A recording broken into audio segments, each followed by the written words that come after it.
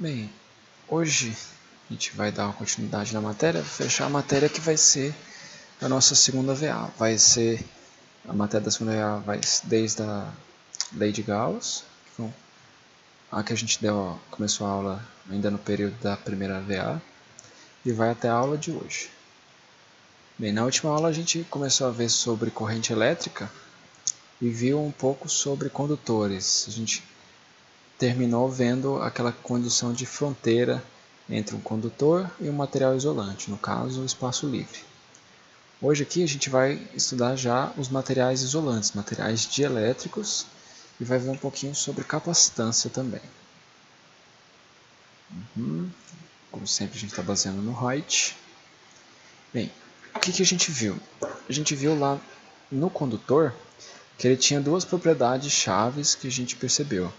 Uma era que as cargas estavam todas na superfície do condutor, uma condição já de equilíbrio, e que no interior dele não tinha nenhuma carga, ou seja, não tinha nenhum tipo de campo elétrico no interior, e todo o meu condutor está no mesmo potencial elétrico. E na condição de limite, de fronteira dele, eu tinha o meu campo elétrico saindo somente normal à minha superfície, não tinha nenhuma componente tangente. E dentro do meu condutor, meu campo elétrico era zero. Aqui agora a gente vai ver em relação aos dielétricos. Lembrando aqui a questão da densidade de campo elétrico, que a gente definiu lá quando a gente estava definindo a lei de Gauss, a gente começou a estudar a questão do que era a densidade de campo elétrico, que ela tem essa relação com o nosso campo elétrico, que é dada pela permissividade do vácuo. Ele tem essa relação, ele é basicamente na mesma direção, mesmo sentido do meu campo elétrico, com apenas a diferença no módulo que eu retiro, quando eu expresso a minha densidade em relação ao meu campo elétrico, eu retiro essa componente aqui, que traz um cálculo um pouquinho mais difícil, é uma componente mais chatinha de ser calculada. No caso, quando a gente considera os materiais dielétricos, a gente não consegue mais utilizar essa relação somente com a permissividade do vácuo. A gente precisa considerar mais alguma coisa. O que a gente tem? Que quando o material ele é dielétrico, quando ele é isolante, ele não tem cargas livres ou uma facilidade de permitir que as cargas transitem pelo meio desse material. Ele precisa de uma quantidade expressiva de energia sendo fornecida a ele para gerar essas cargas livres. Isso porque dentro do meu material dielétrico ele tem diversos dipolos elétricos que são cargas positiva e negativa que elas estão já associadas entre si. E quando eu forneço ali um campo elétrico para ela, o que eu faço? Na verdade, eu só polarizo essas minhas cargas. Eu reoriento a posição delas, posso provocar um certo distanciamento entre elas, que o que isso faz? Na presença de um campo elétrico, esse meu material vai acumular energia da forma desse deslocamento que ele provoca. Só que ao provocar esse deslocamento, ele cria um campo elétrico ali dentro que compensa a minha excitação externa e não permite, e ainda não é o suficiente para gerar minhas cargas livres. Então, ele vai reagir a um campo elétrico de certa forma, resistir a ele e dessa forma acumular energia. Então, quando eu olho a relação aqui dentro da minha densidade de campo elétrico, ela vai ter uma relação então diferente com o campo elétrico interno que eu estou vendo aqui dentro, por causa dessa minha reorientação dos meus dipolos internos. Quando a gente está vendo um dipolo ideal, um dipolo isotrópico, ou seja, que as propriedades deles são iguais ao longo de todo o material, que é uma grande quantidade deles, é a parcela que a gente vai estudar, a gente consegue representar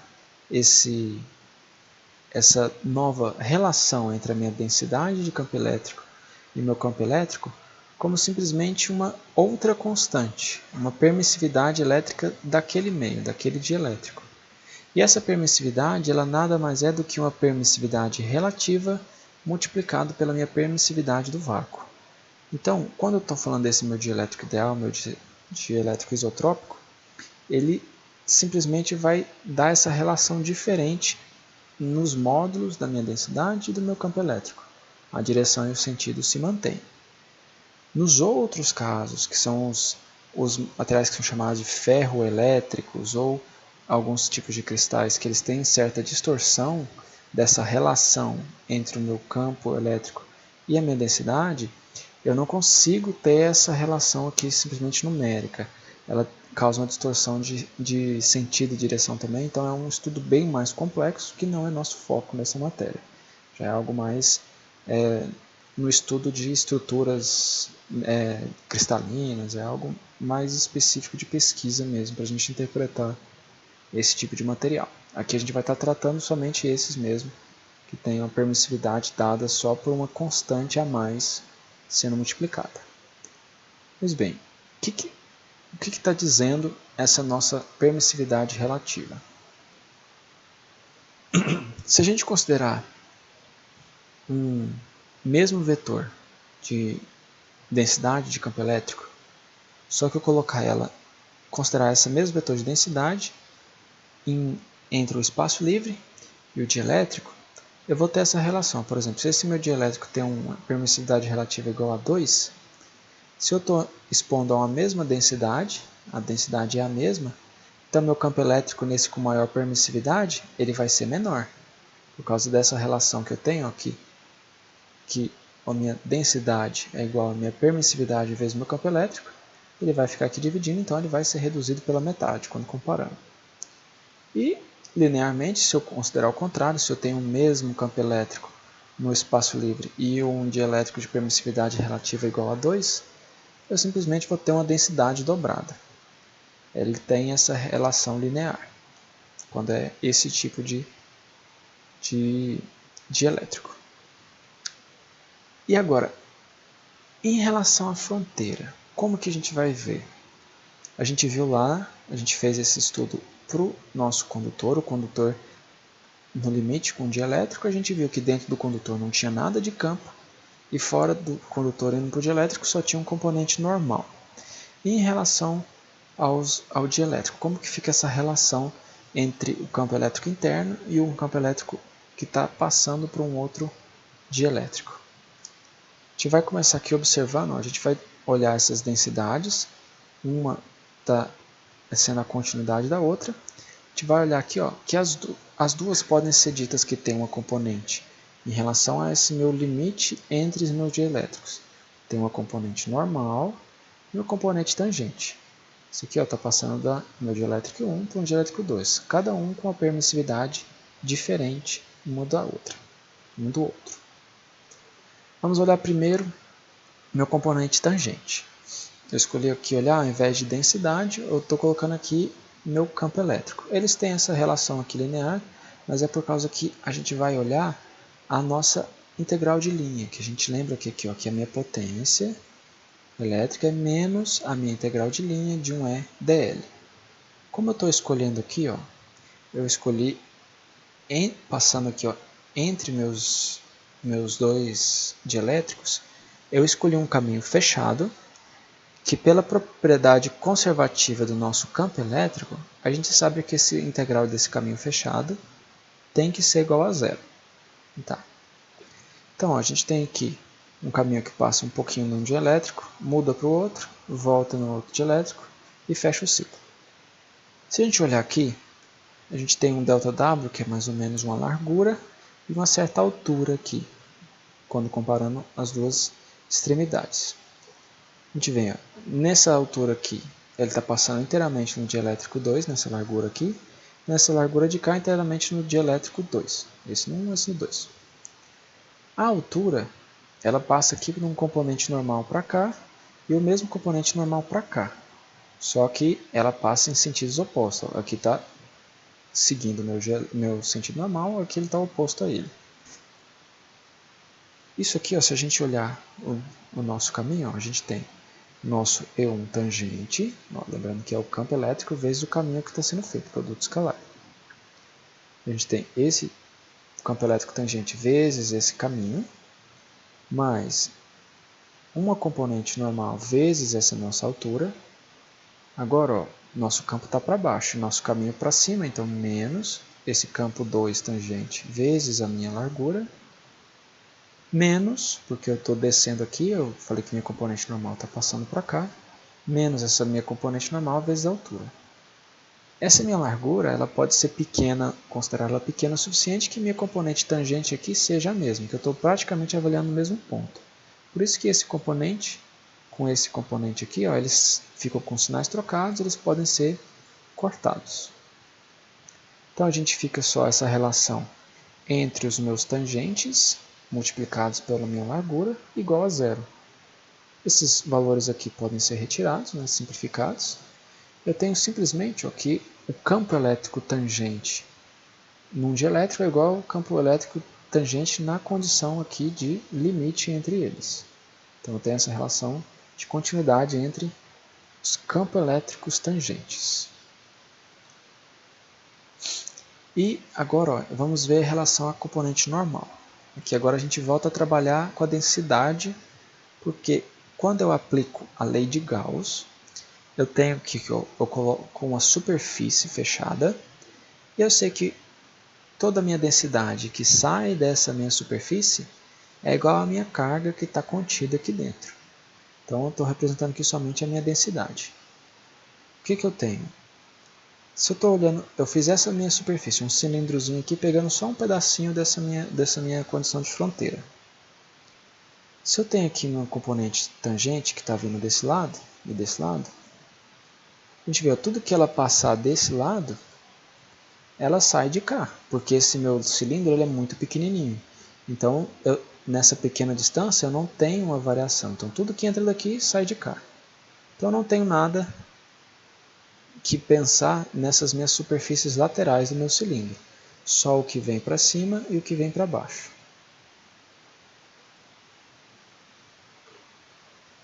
E o que eu consigo ver aqui? Ó? Eu tenho que ver o que está saindo desse meu cilindro. Então, eu tenho que ver o que está nessa direção e o que está nessa direção.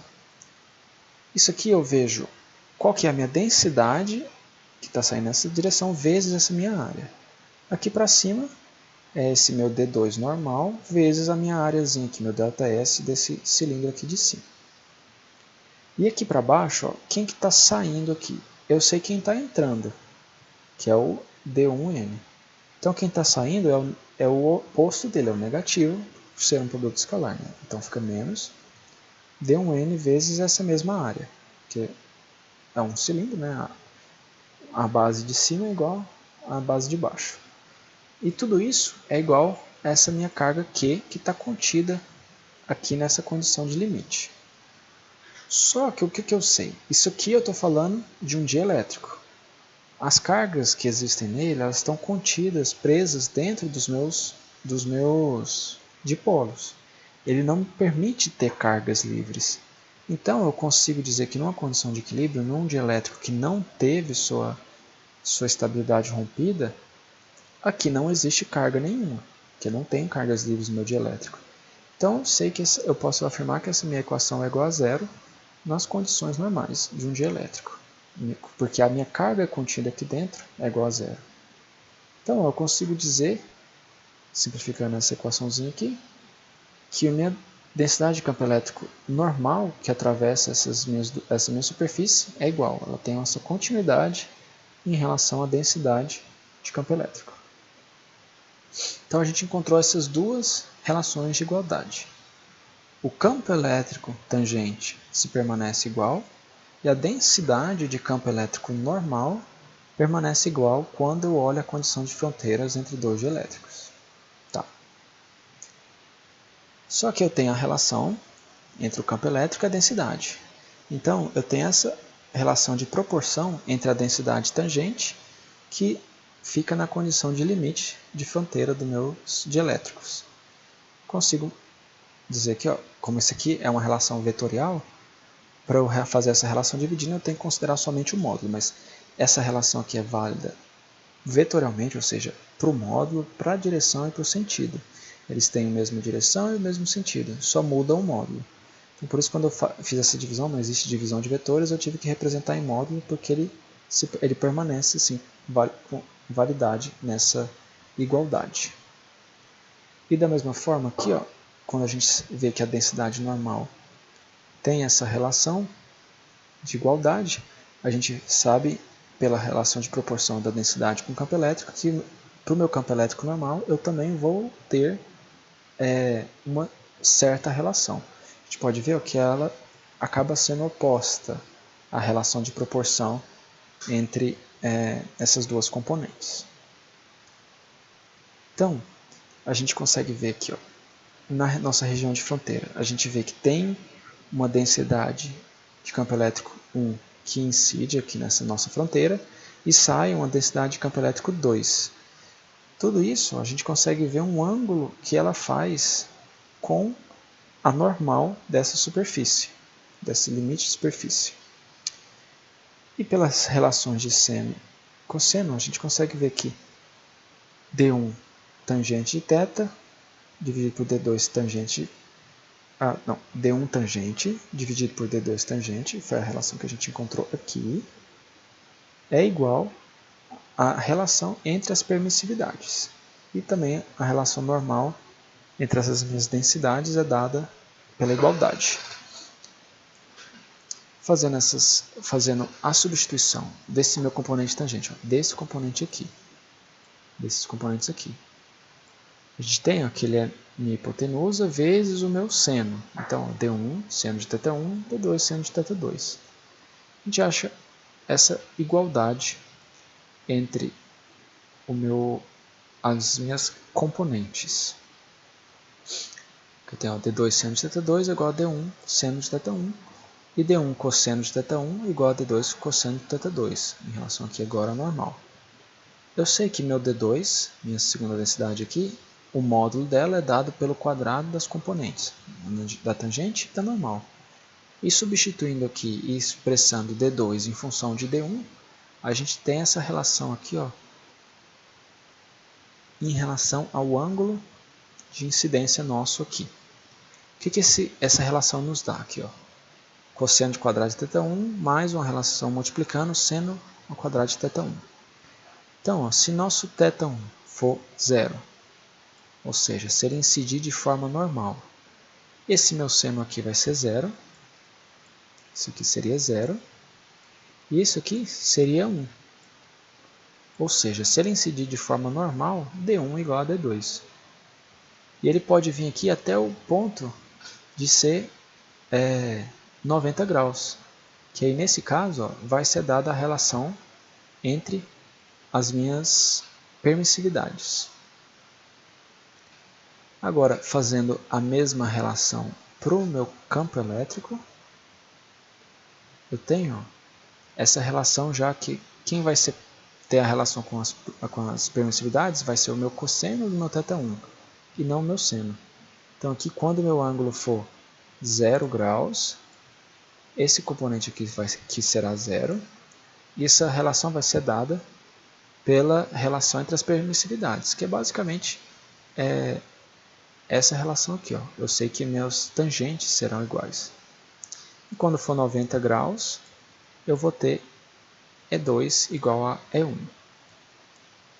Uma coisa interessante, que acho que os senhores podem lembrar, que lembra bastante essa relação, é que os senhores estudaram lá no ensino médio sobre ótica, na questão de incidindo, por exemplo, para a luz entrando na água, que tem aquele ângulo de refração, é basicamente o mesmo princípio, só que aqui a gente está trabalhando com campo elétrico e a mudança de dielétricos.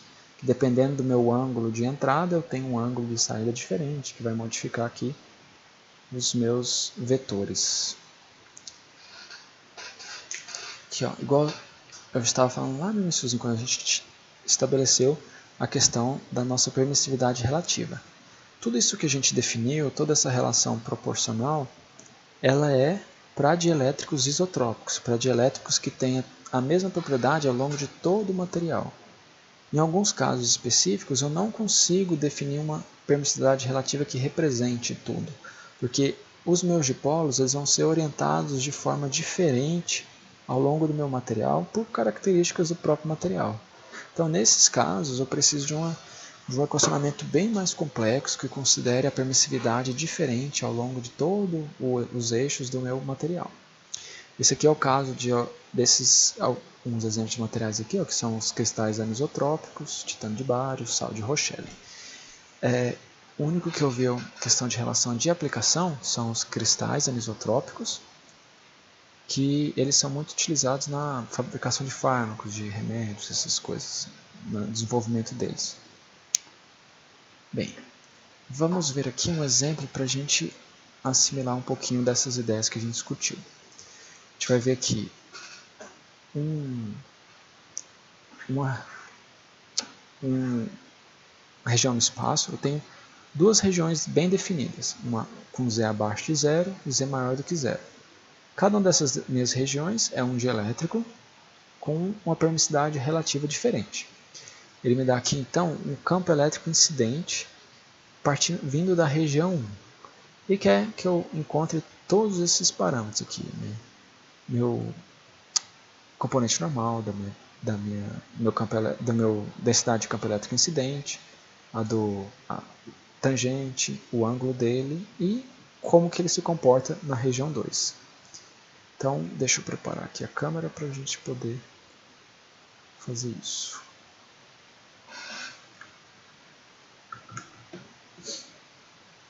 Alguma dúvida até o momento?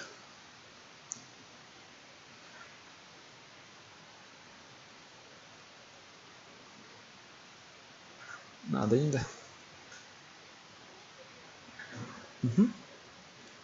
Deixa eu pensar aqui.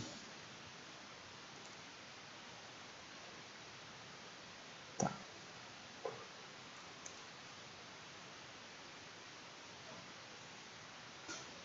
Então, a gente está trabalhando com o exemplo 1.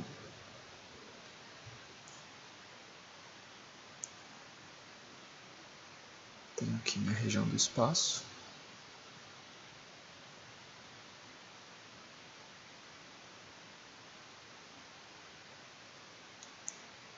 O que ele me diz aqui? Ele tem uma região dada por Z menor do que zero. Vai aqui para baixo.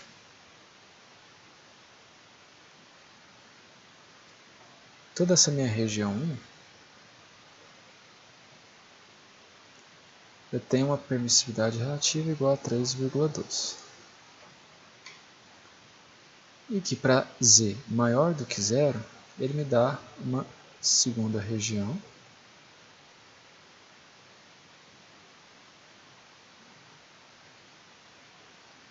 Que nessa região 2 aqui, minha permissividade relativa é 2. E que ele me deu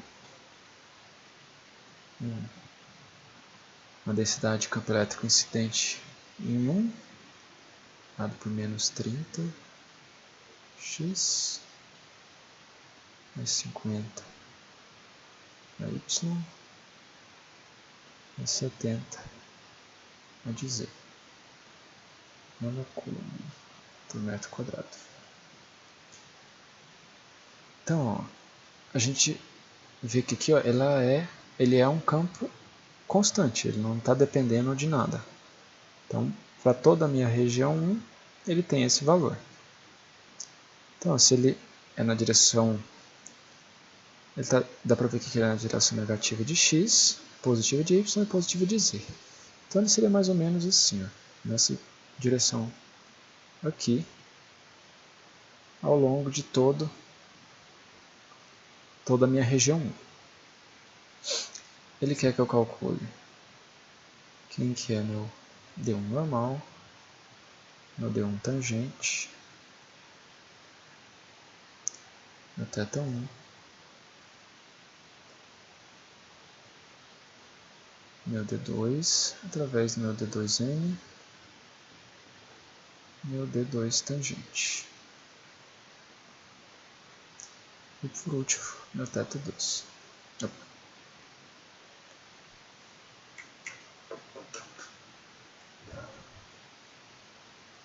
aqui, ó. O que a gente tem então? Ó, a gente tem aqui essa região de limite entre a minha região 1 e 2. E aqui por baixo, ó, eu tenho o meu vetorzinho incidindo. Que se eu ver aqui em relação a essa minha superfície, eu tenho um θ1.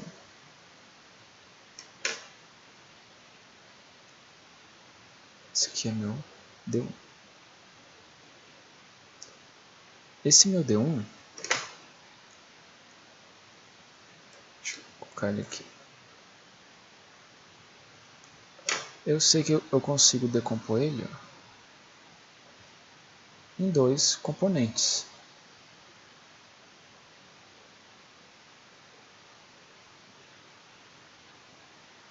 Se esse aqui é meu θ1, então esse aqui estaria entrando no meu plano, esse aqui seria meu componente normal, e esse aqui, ó, seria meu componente tangente. Porque se esse aqui está atravessando 90 graus com ele, ele está paralelo ao meu plano, então é meu componente tangente. Então a gente consegue dizer, ó, que eu tenho que o meu D1 é dado pela soma vetorial do meu componente normal mais o meu componente tangente. E quem exatamente que é esse meu componente normal? Se eu olhar aqui, ó, olhar no meu plano, nesse pontinho aqui, ó, quem que é meu componente que é normal ao plano se eu considerar aqui um vetor unitário? Esse aqui, ó, é meu, como esse meu plano ele é equivalente ao meu plano xy, em z igual a zero, quem é normal a ele é meu vetor unitário na direção de z. E se eu for olhar nesse pontinho aqui, ó, ele está aqui, o meu componente normal vai ser a projeção desse meu vetor na direção normal dele, na direção normal desse plano. Ou seja, ó, meu módulo, o módulo da componente normal desse vetor. Ele é igual a nossa projeção é dado sempre, ó, pelo produto escalar. Então, esse meu componente normal é D1 pelo produto escalar do meu vetor unitário na direção normal dessa minha superfície.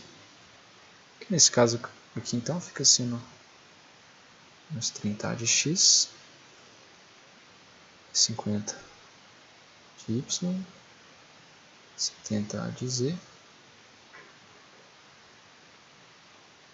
produto escalar com a de z. Como produto escalar de x com z é zero, y com z é zero, sobra somente a de z com a de z. Então, isso aqui é 70 no Coulomb metro quadrado, que é a mesma unidade que foi dado nossas densidades. Só que como eu quero a minha componente vetorial, meu D1N vetorial, ele é igual a o módulo dele, certo? Vezes o meu vetor unitário na direção dele, que é meu próprio A de Z. Então, 70 na direção de Z, no Coulomb metro quadrado. Essa aqui é a nossa primeira pergunta. A nossa segunda pergunta, ele quer saber quem que é a nossa componente tangente. Mas se eu tenho a nossa componente principal e a normal, a tangente já é fácil de retirar. Ó. Nossa componente tangente vai ser o vetor cheio menos o vetor normal. A gente pode ver aqui ó, que simplesmente eu tirei a minha componente em z, aqui. Então quando eu fizer esse vetor menos esse, vai sobrar somente minha componente em x e em y. Bem simplesinho mesmo.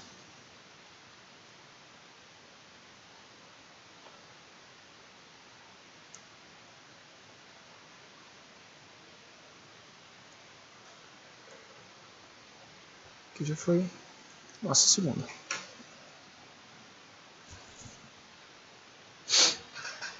E agora, como que a gente acha o nosso θ1? Aqui ó, a gente tem duas relações possíveis θ1. Até três, na verdade. Se esse aqui é nosso D1, o cateto oposto, ou seja, D1 seno de θ1, é nosso D1 tangente. E D1 cosseno de θ1 é nosso cateto adjacente, D1n. Então, ó, a gente sabe que D1 normal, nosso D1 cosseno de θ1. E D1 tangente é igual a D1 seno de θ1. Para a gente fazer essa daqui, ó, essa relação com a tangente, a gente precisaria calcular o módulo da tangente. Como a gente já tem aqui o módulo do nosso D1, n, vamos usar o cosseno que fica mais simples.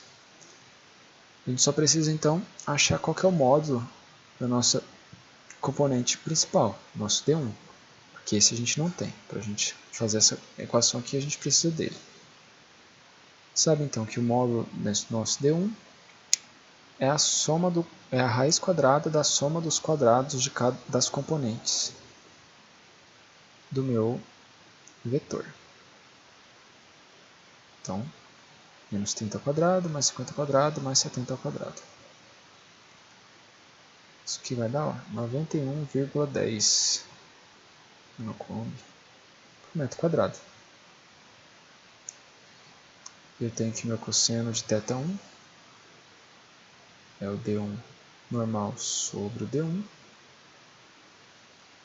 Fica sendo então 70 sobre 91,10. Meu θ1 é então o arco cosseno dessa relação, que é igual a 39,79 graus. Respondemos mais um. Certo, agora eu quero passar para a minha região 2. Opa, minha câmera travou de novo.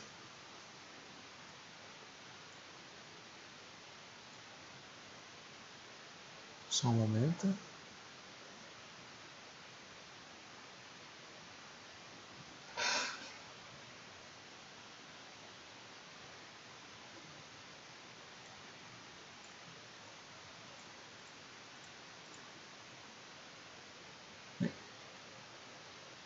Então, achei esse ângulo. Agora eu quero passar para o outro lado da minha região. Então, eu tenho aqui o limite entre as minhas regiões.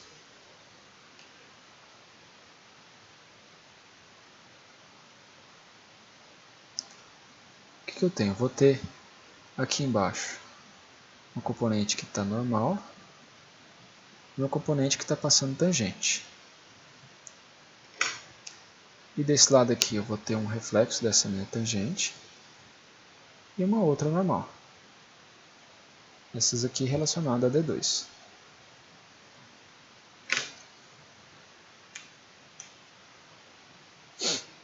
Qual a relação que eu tenho?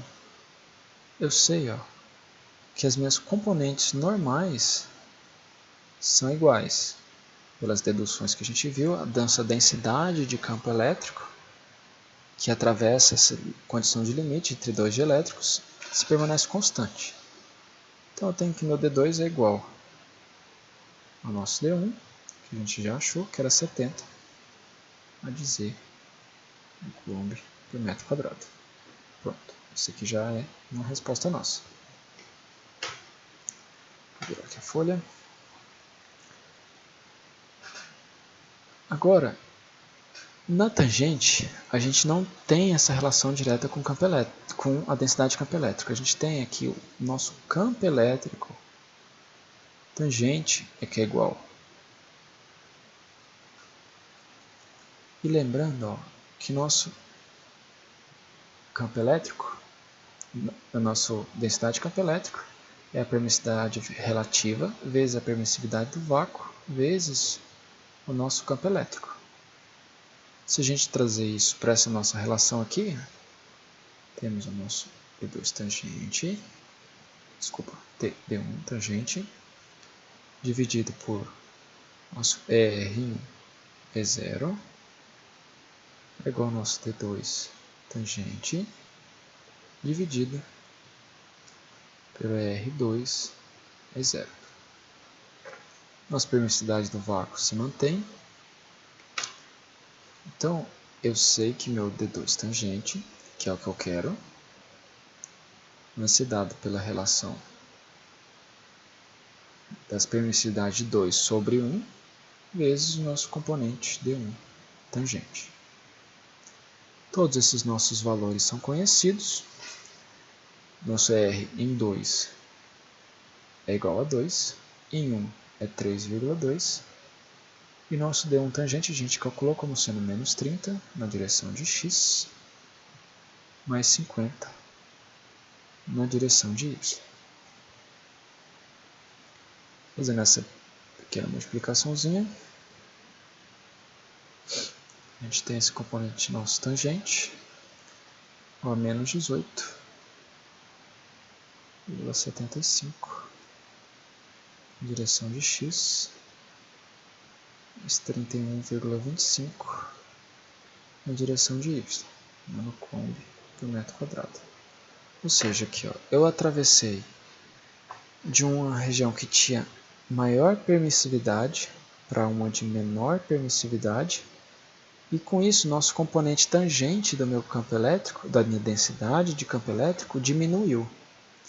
Se a minha componente normal se manteve e a minha componente tangente diminuiu, o módulo no geral dessa minha densidade de campo elétrico reduziu junto. Não na mesma proporção que a minha tangente, mas reduziu um pouco.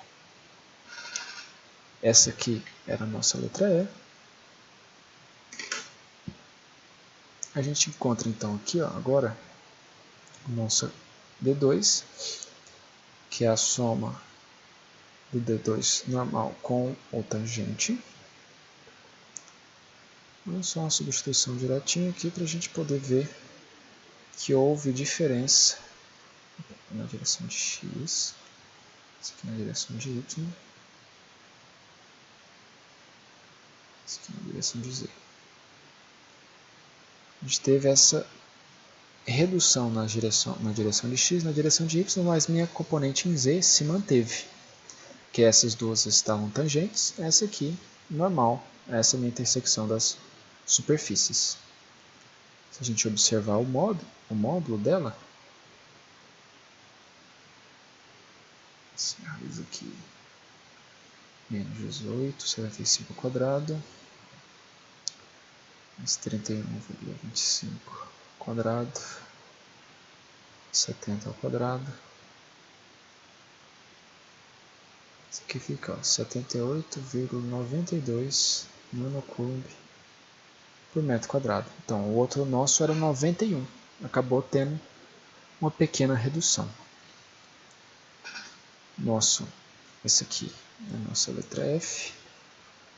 Por último, nosso θ2. A gente pode ver que o cosseno de θ2 vai ser o nosso D2M sobre D2. Nosso θ2, então, é o arco seno 70 dividido 78,92. Esse θ2 é igual a 27,5 graus. Esse é o nosso G. Então, eu tive uma redução desse meu ângulo que foi feito. Se eu olhar aqui, ó, esse é o nosso limite entre as minhas superfícies em relação aqui à normal. Se eu estou incidindo assim, conserto θ1 em cima D1. Aqui mais fechadinho, ó, vai vir nosso D2 no θ2. Ele acabou fechando esse ângulo quando eu passei de um meio que era com permissividade maior para uma menor.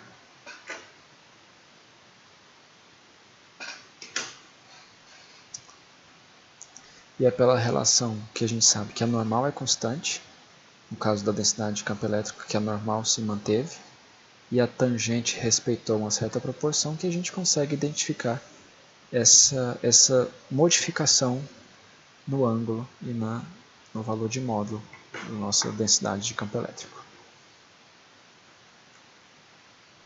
Continuando então.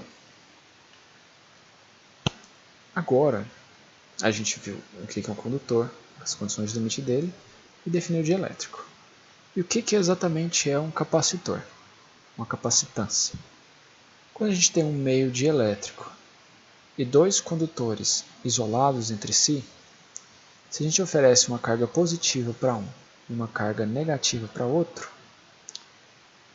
equivalente, o que a gente vê que a capacitância é um acúmulo de energia na forma de campo elétrico que existe entre esses nossos dois condutores, e que essa relação de capacitância ela é dada pela essa proporção.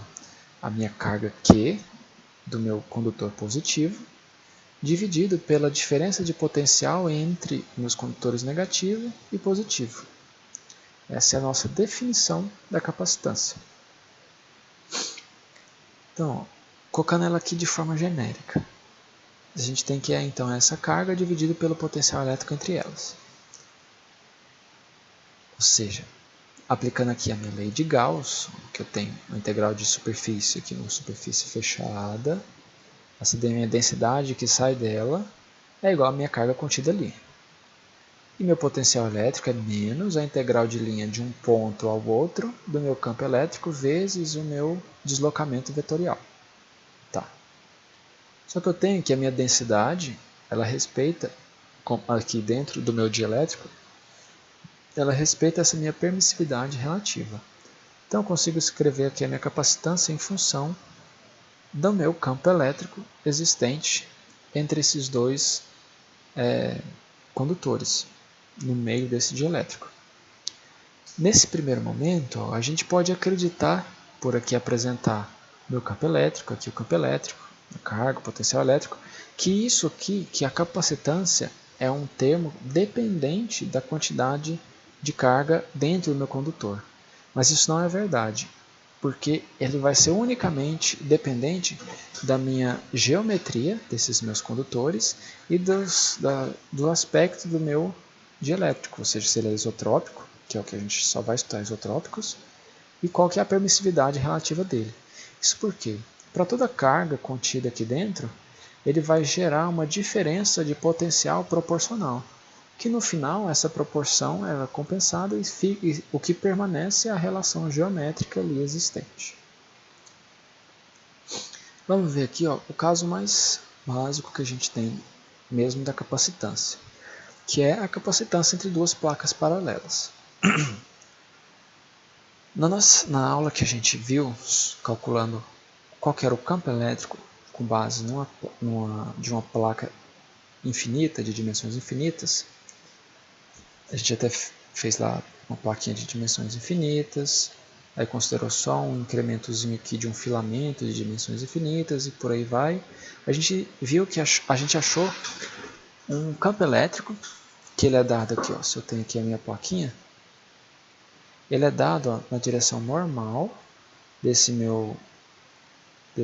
da minha placa, normal afastando dela. Ele é constante, ele não varia de acordo com a minha distância quando a minha placa é infinita. E ele tem essa relação aqui da minha densidade superficial de carga dessa minha placa. É a minha densidade superficial dividida por 2 vezes a permissividade do vácuo. Porque naquele momento a gente estava estudando somente no vácuo. Se a gente for aplicar isso num dielétrico, com a permissividade E, é só uma mera substituição aqui. Aqui ao invés de ser só a permissividade do vácuo, tem a permissividade relativa dentro também. Lembrando aqui que ρS é a minha densidade superficial da placa e a N é esse vetor unitário na direção normal da minha placa. Tá. Agora a gente vai pegar duas placas paralelas. E uma delas, para a gente poder ter um negócio matematicamente mais fácil da gente compreender, no nosso eixo z igual a zero, ou seja, nesse pontinho aqui, em toda essa minha superfície, eu coloquei essa minha placa de dimensões infinitas e coloquei uma densidade positiva nela. Tá. E aqui eu olhei uma certa distância aqui para cima e coloquei uma outra placa na distância d. Essa placa agora também com dimensões infinitas, mas eu coloquei o equivalente negativo dela. Coloquei então a superfície com a densidade de carga menos ρs. Então, a placa de baixo ela vai produzir esse campo aqui para cima, ρs, dividido por 2e na direção normal. Como ela está localizada no meu plano xy, o meu vetor normal, igual a gente viu no exemplo agora, é meu vetor unitário na direção de z. Aqui na questão do meu negativo, eu tenho que a minha densidade de carga é negativa. E quem que é meu vetor normal? É meu vetorzinho aqui para baixo, ou seja, é menos meu A de Z. Então, nessa região aqui, meu campo elétrico, tanto da minha placa positiva quanto da minha negativa, vai ser ρs dividido por 2 vezes a minha permissividade na direção de Z. Como o meu campo elétrico aqui ele respeita aquela propriedade da superposição, eu posso somar a influência de cada um deles e percebo que ele é simplesmente ρs dividido pela permissividade na direção de Z. Tá, tenho meu campo elétrico definido. O que eu sei? A minha capacitância ela é a minha carga dividido pelo potencial elétrico entre essas duas placas minhas. Só que eu já disse que essa minha placa ela é infinita. Quem que é essa minha carga aqui dentro? Que é essa carga de toda a minha plaquinha de baixo. Ela é minha densidade superficial de carga vezes a superfície que eu estou considerando. Se a minha dimensão é infinita, minha área é infinita. Então minha capacitância seria infinita, se eu considerar uma placa de dimensões infinitas. Só que, claro, esse valor não é útil para a gente. Então, o que a gente vai fazer? A gente limita essa área que a gente considera dessa placa.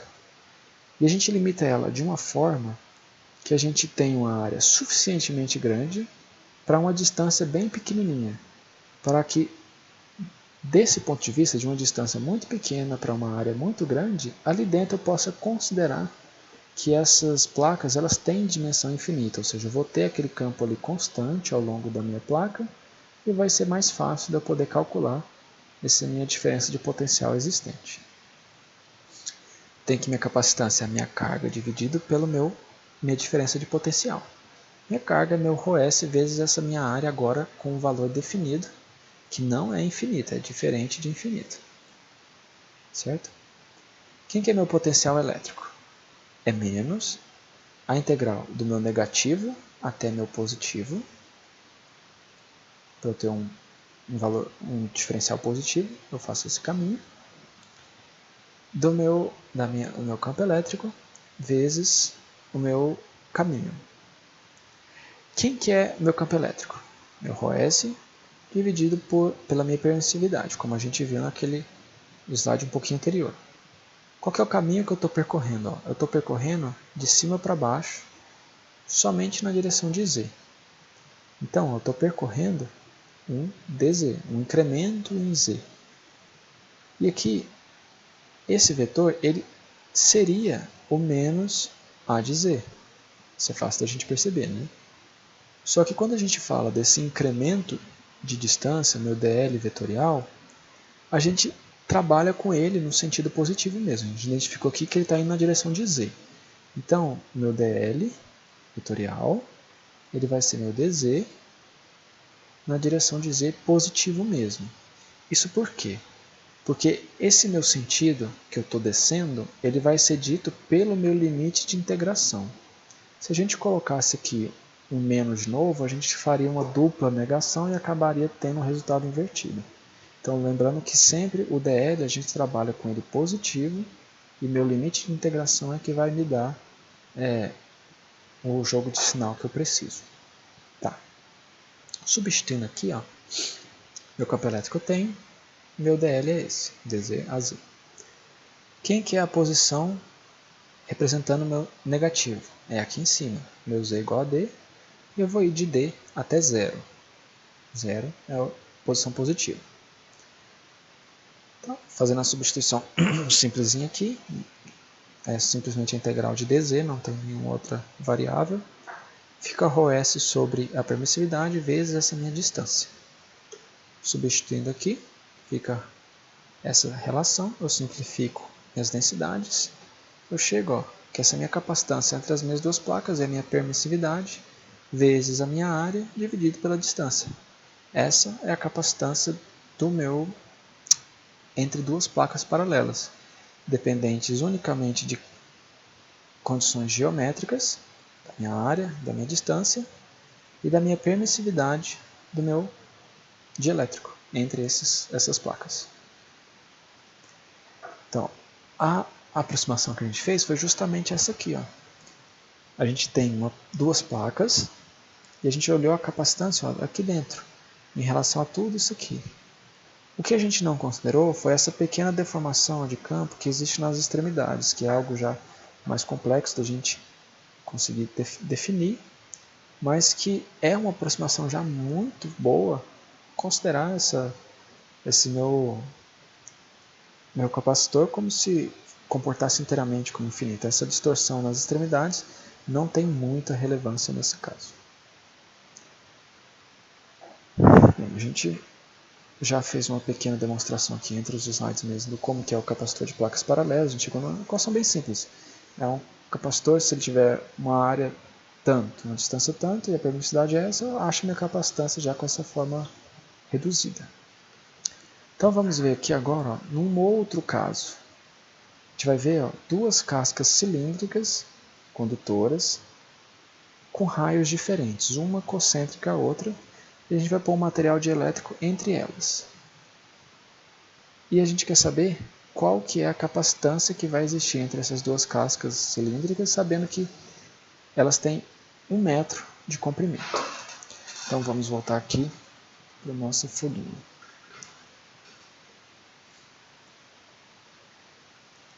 Aqui.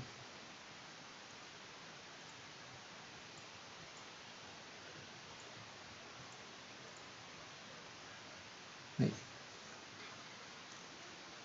Deixa eu pegar aqui o seu exemplo 2.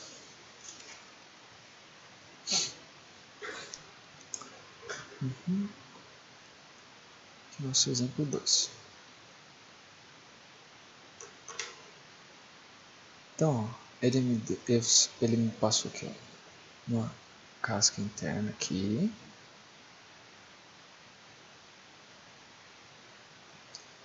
Junto com a outra maior externa.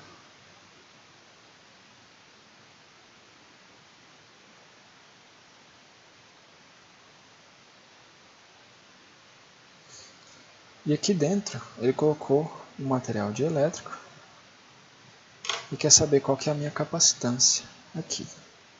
Ele me disse que esse meu comprimento, no L, é igual a 1 metro. Se eu olhar aqui por cima, essa minha aqui é 2 centímetros.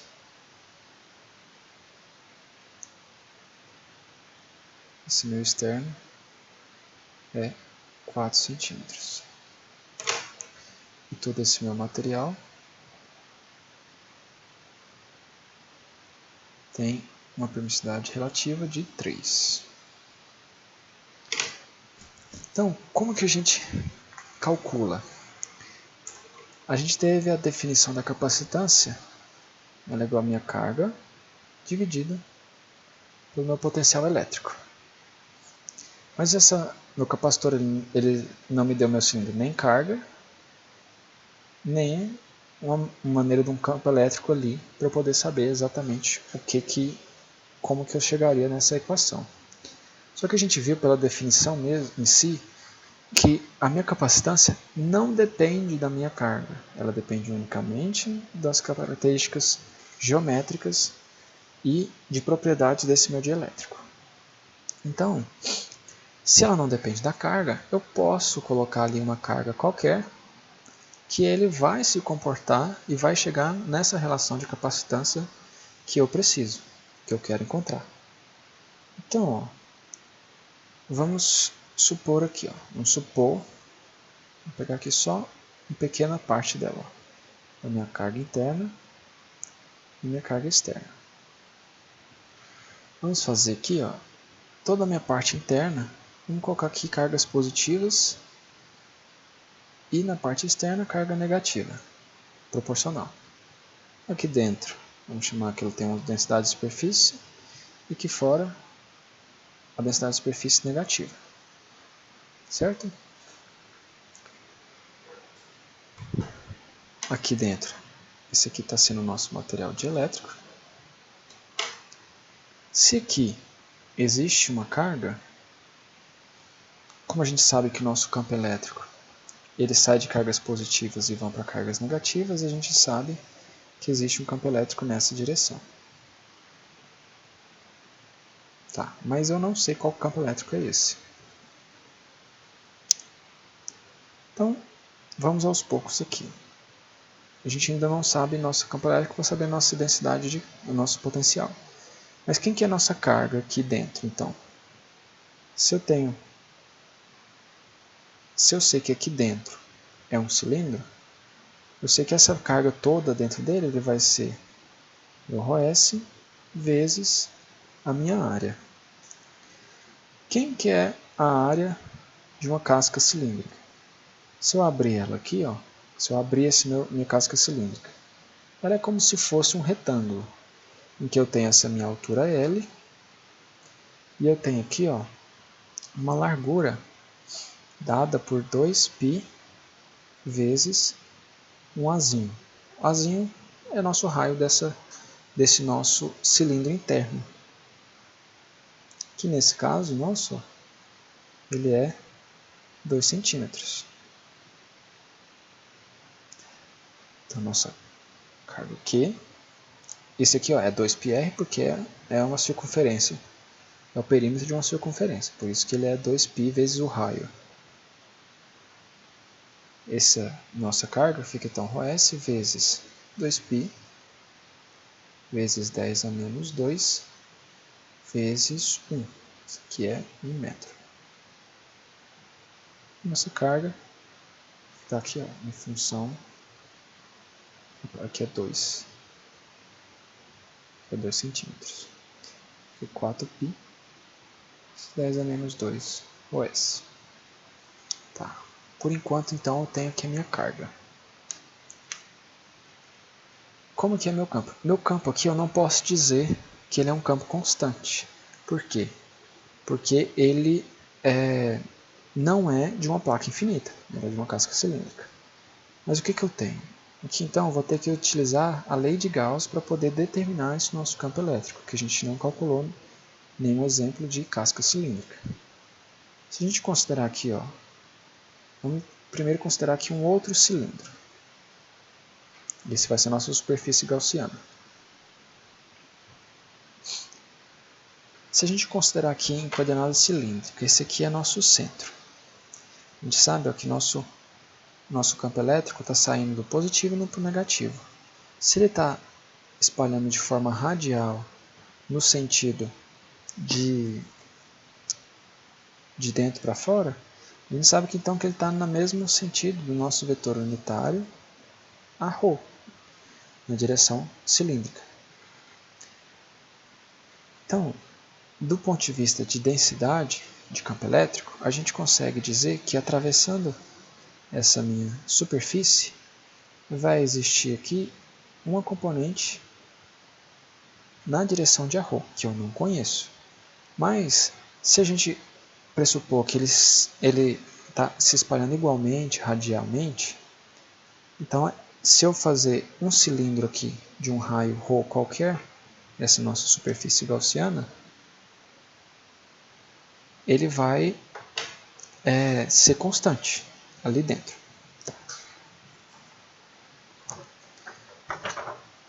Então, quem que é como que se dá a lei de Gauss? A gente tem a integral de superfície, a nossa densidade de campo elétrico, produto escalar com o nosso incremento de área é igual à carga contida dentro dessa nossa área. Nossa densidade, a gente já definiu ela que vai ser um componente na direção de ρ. A gente não sabe o que ainda. Quem que vai ser nossa área? Ó, como a gente está olhando aqui um cilindro, a gente está saindo de dentro para fora num cilindro, a gente tem como se fosse essa área que a gente está atravessando, ó, a casca do cilindro. Essa aqui foi uma das áreas que a gente definiu bem no iniciozinho das nossas aulas. Ó. A gente tem que aqui, na nossa altura, é um dz, e nessa nossa largurinha aqui, ó, é um ρ vezes um dφ. Ou seja, é o raio vezes um pequeno incremento de ângulo. E saindo para fora dele aqui, ó, quem existe como ângulo, como vetor unitário, ó, é nosso A de ρ. Então, esse nosso ds, ele é um ρ dφ dz na direção de ρ.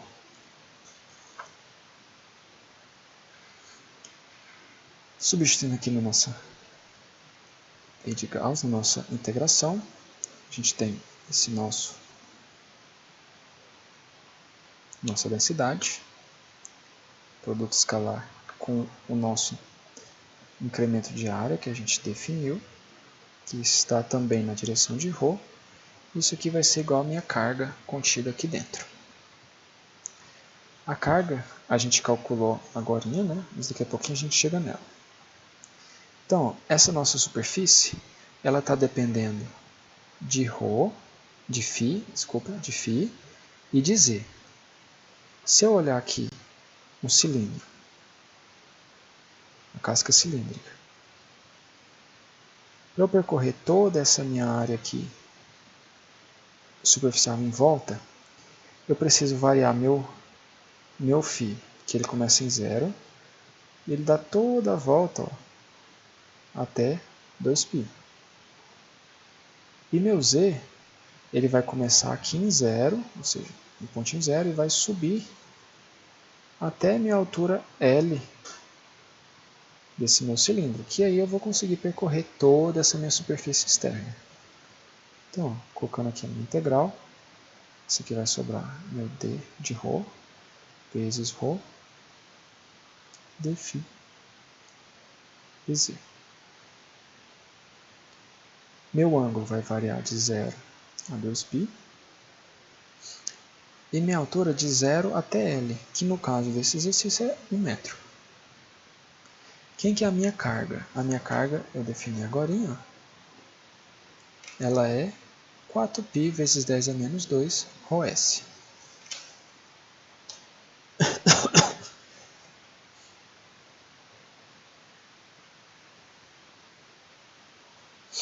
Certo? Esses dois termos, tanto dφ quanto ρ, lembrando que esse ρ é uma casca, é um diâmetro de um cilindro qualquer que eu escolhi ali para ser a minha superfície gaussiana, ou seja, é um ρ indefinido, um ρ variável, mas que não depende nem de φ e nem de z. Então, ele pode sair dessa minha integração. ρ vezes ρ. A integral de um dφ é o próprio ângulo, que vai variar de 0 a 2π, e de dz é o próprio z, que vai variar de 0 até 1. Isso aqui vai ser igual a 4 vezes 10 a menos 2 ρs. Isolando aqui nosso d, ρ.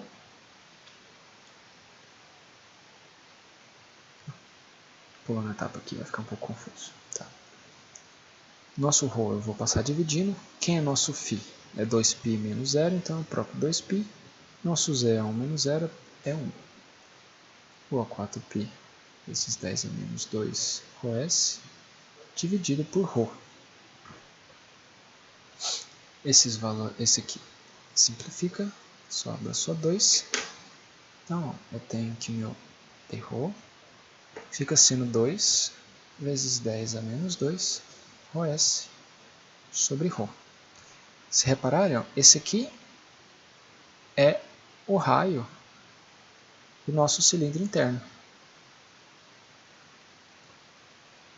Então, a nossa densidade de fluxo aqui dentro, ela fica sendo 2 vezes 10 a menos 2, ρs sobre ρ, vezes a de ρ. Tá. Então, eu encontrei um valor para essa minha densidade de fluxo aqui dentro do meu cilindro, e eu vi que ela varia ao longo desse meu raio, dessa minha casca cilíndrica. E agora, ó, eu sei que ele tem uma relação com o campo elétrico.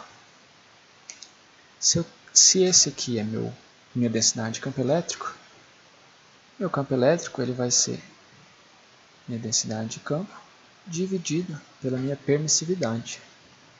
Que nesse caso aqui, ó, fica então 2 vezes 10 a menos 2, ρs, permissividade vezes ρ, na direção de ρ. Para determinar minha capacitância, então, eu preciso da minha diferença de potencial, que ela é igual a menos a integral do negativo para o positivo, meu campo elétrico, vezes meu incremento de distância. Representando aqui novamente, ó, aquela limite que a gente está avaliando, aqui nossos positivos, aqui nossos negativos. Nosso dielétrico está aqui. O caminho que eu quero avaliar, ó, sai do negativo e vem o meu positivo. Então, ó, eu estou indo para a origem ao longo do raio desse meu cilindro. Então, eu consigo dizer que meu dl está incrementando somente em ρ. E ele está avançando, ó, ao longo de menos a de ρ. Como esse meu valor aqui, eu sempre trabalho com ele positivo, meu dl vai ser dφ a de ρ. Então, quem vai ser aqui minha diferença de potencial? Menos a integral do negativo até o positivo, daqui a pouquinho a gente entra em quem que é quem. Meu campo elétrico eu já calculei aqui, 2 vezes 10 a menos 2, ρs, dividido na direção de ρ, todo escalar dρ, também na direção de ρ. No meu negativo, ou seja, nesse ponto aqui, esse meu raio é meu raio externo desse meu cilindro, que eu vi, ó, que é 4 centímetros. E essa posição positiva, ó, é 2 centímetros. Então, na minha posição negativa, eu vou estar em ρ igual a 4 vezes 10 a menos 2. E na posição positiva, 2 vezes 10 a menos 2. Vamos ver aqui, ó, nosso V0, então, menos essa integral nesses limites que a gente definiu.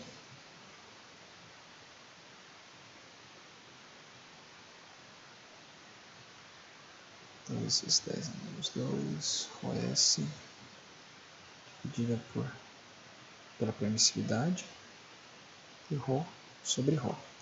Eu já deixei assim separadinho para a gente perceber que todas essas minhas componentes, ó, elas são constantes.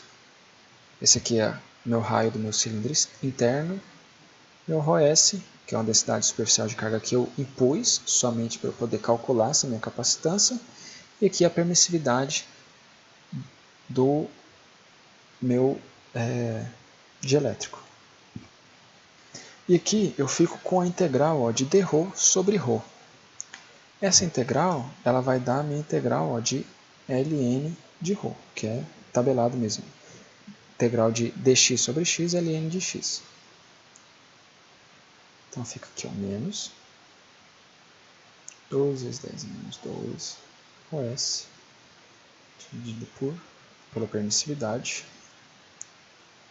Fiz meu ln de ρ, variando 4 vezes 10 a menos 2, 2 vezes 10 a menos 2. Lembrando dessa propriedade aqui, ó, ln de A menos ln de B é igual a ln de A sobre B. Isso é uma propriedade de logaritmo. Então a gente pode dizer que nossa diferença de potencial fica assim, no menos 2 vezes 10 a menos 2 OS ln de 2 vezes 10 a menos 2 dividido por 4 vezes 10 a menos 2. Esses aqui se simplificam. Mas aqui a gente ainda tem uma outra propriedade de logaritmo que a gente pode aplicar. Ó. Menos ln de A é igual a ln de 1 sobre A.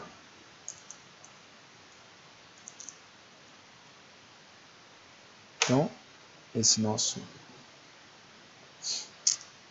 diferença de potencial, ó, 2 vezes 10 a menos 2, ρS, dividido por E, ln de 4 sobre 2. Essa aqui é a nossa diferença de potencial que existe entre essas duas placas do capacitor. Por que eu deixei nesse formatinho aqui? Ó? Só para a gente poder ver que esse meu V0, ele na verdade ficou sendo ó, 1A vezes 1 ρS, dividido pela permissividade, ln de B sobre A. Sendo que B, se eu olhar aqui no cilindro, ó, esse meu raio de dentro é A, meu raio de fora é B. Uma formulazinha mais genérica para essa diferença. Vamos voltar aqui agora, lá no nosso início. O que a gente estava querendo? Capacitância, que é a minha carga, dividida pelo meu potencial. Quem que é a minha carga? 4π vezes 10 a menos 2, 1 ρS que eu coloquei. Quem que é a minha diferença de potencial? 2 vezes 10 a menos 2, ρS, dividido por esse potencial, pela permissividade, ln de 4 sobre 2. Esse meu ρS, ó, ele simplifica como a gente esperava, que ele não iria depender da minha carga imposta. Esses aqui também se simplificam. Esse aqui fica somente 2. Então ele fica ó, a permissividade vezes 2π dividido por ln de 4 sobre 2.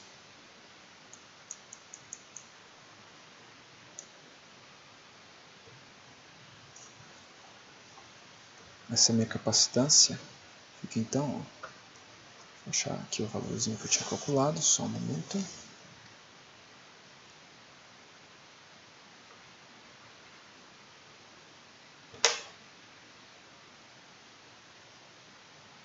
Vou ter que recalcular aqui que eu acho que eu esqueci de uma multiplicação.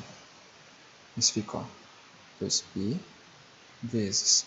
Quem que é a minha permissividade?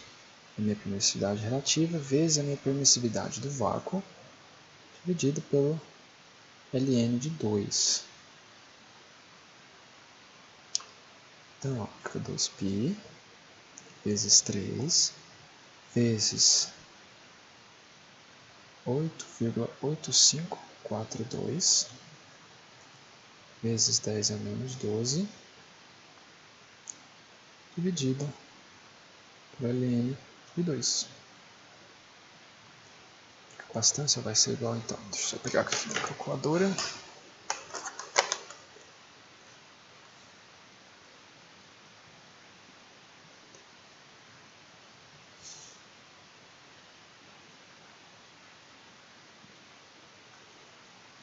Ela vai ser igual, ó, 240,78 vezes 10 a menos 12. Então, a capacitância é igual a 240,78 picofarad. Essa aqui é a nossa resposta. Alguma dúvida em relação a esse cálculo? Alguém conseguiu acompanhar até o início, sem um headtag, desde o início?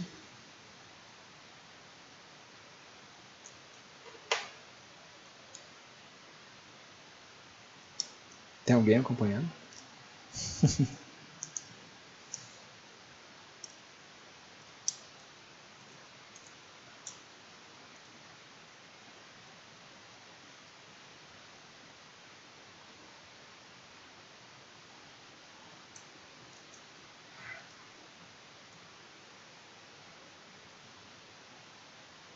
Bem,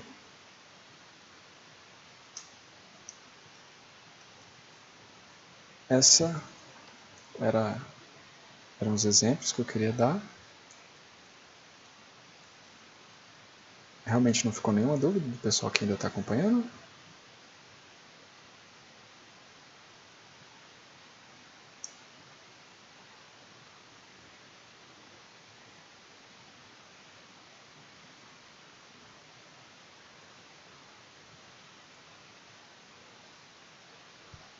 Bem, então foi isso a aula de hoje, pessoal. Obrigado pela atenção aí.